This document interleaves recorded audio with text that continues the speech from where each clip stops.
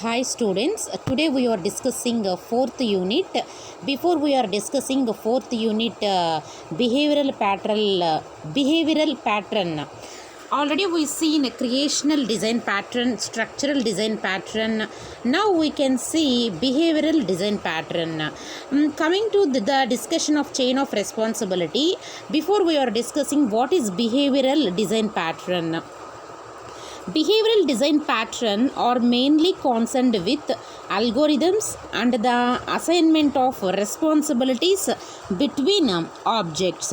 So, behavioral patterns describes not just patterns of objects or classes, but also the patterns of communication between them.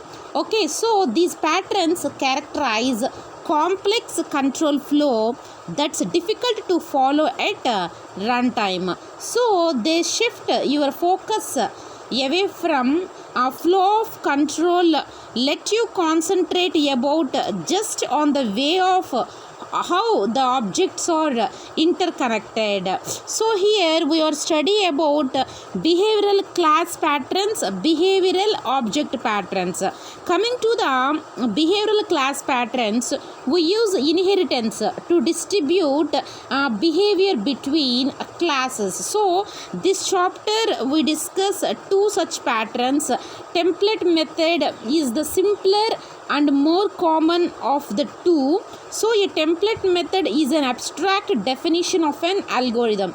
So it defines the algorithm step-by-step process to solve a particular task. So each step here invoke in the sense calling. Here each step invokes either an abstract operation or a primitive operation. So a subclass fleshes out the algorithm by defining the abstract operations.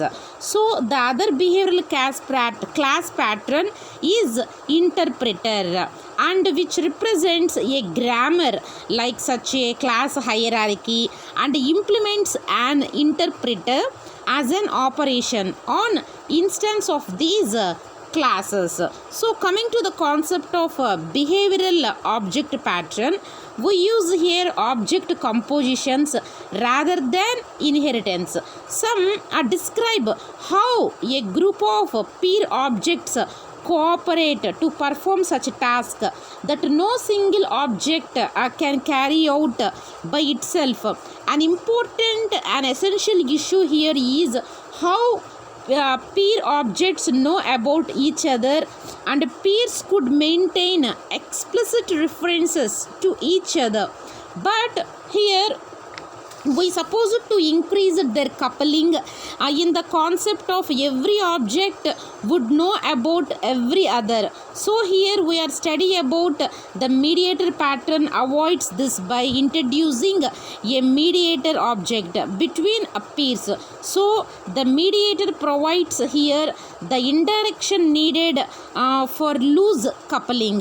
Here the first concept in behavioral pattern, pattern 1, part 1, we are studying about 4 patterns: chain of responsibility, command, interpreter, iterator. Today we are discussing that is nothing but none other than the concept of design pattern, that is nothing but chain of responsibility. Here the chain of responsibility provides even looser coupling, lets you send request to an object implicitly through a chain of candidate objects. So here any candidate may fulfill the request depending on runtime conditions. So the number of candidates is open-ended, and you can select which candidate participate in the chain at runtime. Already we seen what is chain of responsibility. The name itself says what does the main intention of that short statement that tells you about a chain of responsibility. Here just we need to avoid coupling, whatever the sender of a request to its receiver, by giving more than one receiver object a chance to handle the request. So here the chain of receiving those objects and pass the request along the chain until an object handles to it. In the sense, what is the main intention that chain of responsibility? In the sense, it creates a chain of receiver objects for a request.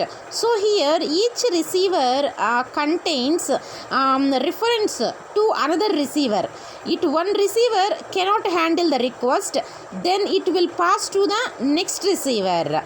Okay, that receiver will not handle the request, then it will pass to the another receiver. Likewise, one receiver can handle a request in the chain format,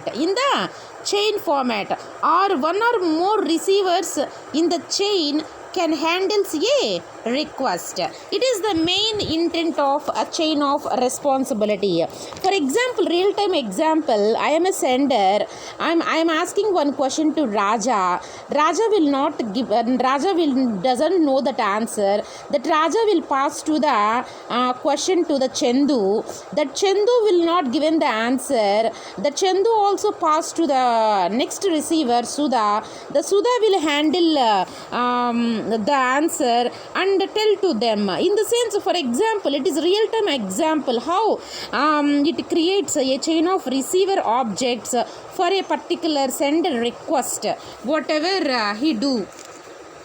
Likewise, one or more receivers can handle at a time the request also. It is also one of the real-time example. One or more receivers can handle request those receiver objects. Okay, each receiver contains reference to another receiver. Okay, so if one receiver cannot handle the request, then it will pass to the next receiver. And coming to this concept, chain of responsibility comes under the concept of object behavioral design pattern. Consider here, let us see the motivation. What does the main motto of chain of responsibility?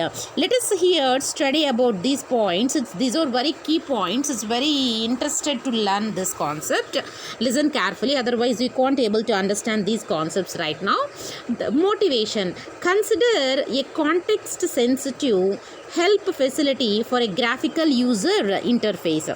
For a graphical user interface, let us consider a context sensitive facility. The user can attain help information on any part of the interface just by clicking on it. So the help that provided, it depends on the part of the interface that we need to select its context. For example, here let us take a button widget in a dialog box. It might have different help information than a similar button in the main window. Look at the diagram. If no specific help information exists for that part of that particular interface, then the help system should display a more general help message about the immediate context. So the dialog box as a whole, for example, hence it's take a natural Hence, here it's take natural how to organize that help information according to its generality. From the most specific to the most general concept. Furthermore, it is very clear that we need to help request a handle by one of several user interface objects, which one depends on the context and how specific the available help us. The problem here, the problem here is that object that ultimately provides help is not known explicitly to the object. For example, the button that initiate the help request. What we need is a way to separate the button that initiate the help request from those objects that might provide help information. So here the chain of responsibility pattern defines how that it will happen. Here the main idea here, The main idea of this pattern is to decouple, in the sense is to separate sender and receivers by giving multiple objects a chance to handle a request. So the request gets passed along a chain of objects until one of them handles it. Okay, this is the main concept, the main problem of the idea of that particular solution. Here, look at this here the first object in the chain receives here look at the diagram here, the sequence diagram here.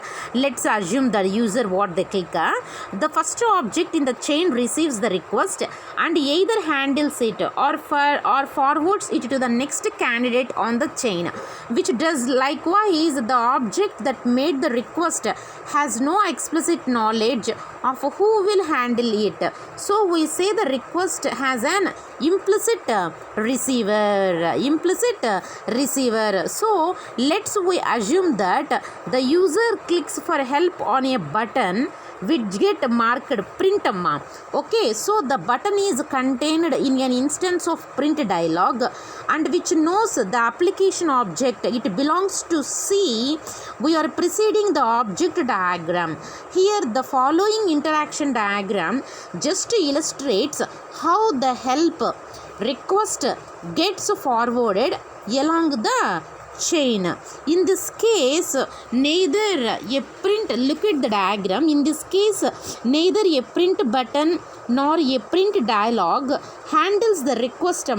It stops at an application which can handle it or ignore it. So the client that issued the request has no direct reference to the particular object that ultimately fulfills it.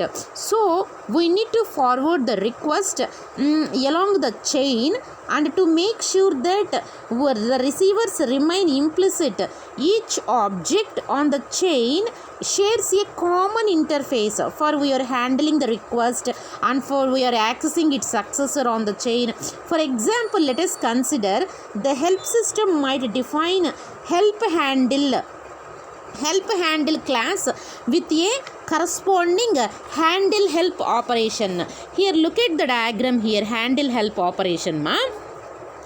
Here, for example, the help system might define a help handler class with a corresponding handle help operation.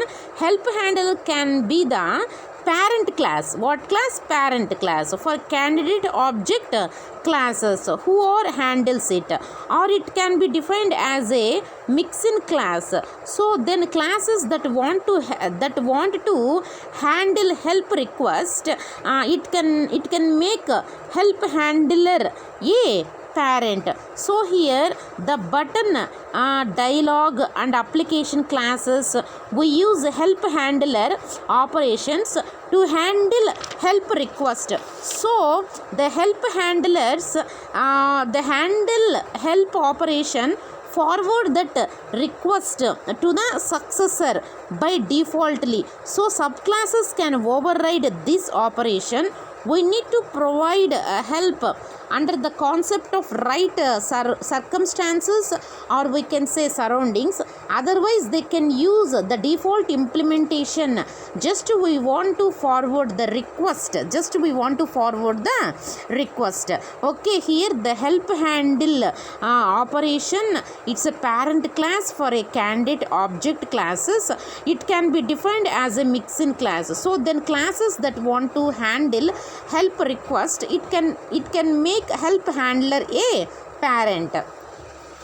And coming to the concept of applicability in the sense, when the chain of responsibility we are used, more than one object may handle a request and the handler is not known a priori the handler. It should be as ascertained automatically. More than one object may handle a request. Okay, so if you want to issue a request to one of the several objects without specifying, without modifying the receivers explicitly. Okay, and coming to the third key point of applicability, the set of objects that can handle a request, it should be specified dynamically. It should be specified dynamically. These are the applicability mentioned in the chain of responsibility. Look at the structure representation, how the structure, how those classes and objects that scenario will interact. The client can handle request to the successor. The handler is extended to declare the subclasses concrete handler 1, concrete handler 2. In this the operations handle request operation we want to be handled there. A typical object structure, it might look like this. A client can handler a concrete handler successor, and then a concrete handler creates a successor. This is nothing but a typical object structure. It might look like this. And coming to the participants in the sense how those classes and objects participate to carry out their particular responsibilities. The first thing here, the help handler is an abstract, is the parent class for candidate object classes. It's nothing, the one more name, help handler. Just it defines an interface. Intermediary acts as an interface for handling request, or we can say optional implements the successor link. We have to be optional how we want to implement the successor link. And coming to the subclasses here, concrete handler, the names print button and print dialog. Okay, coming to the print button, print dialog, what it handles, request, what it is responsible for, it handles request, it is responsible for, it can access its successor. If the concrete handler class can handle the request, it does so, otherwise it forwards the request to its successor. Okay, and coming to the client side point of view, the client initiates its request to a concrete handler object on the chain. To initiate the request to a concrete handler object on the chain. And coming to the concept of collaboration, how those when a client issues a request and the request propagates along the chain until a concrete handler handles those objects and take that particular responsibilities for handling it. When a client issues a request and the request propagates along the chain until concrete handler object takes responsibilities for handling it. Okay, in further video we discuss consequences, implementation, related patterns and known uses of chain of responsibility. Up to now, thank you one and all.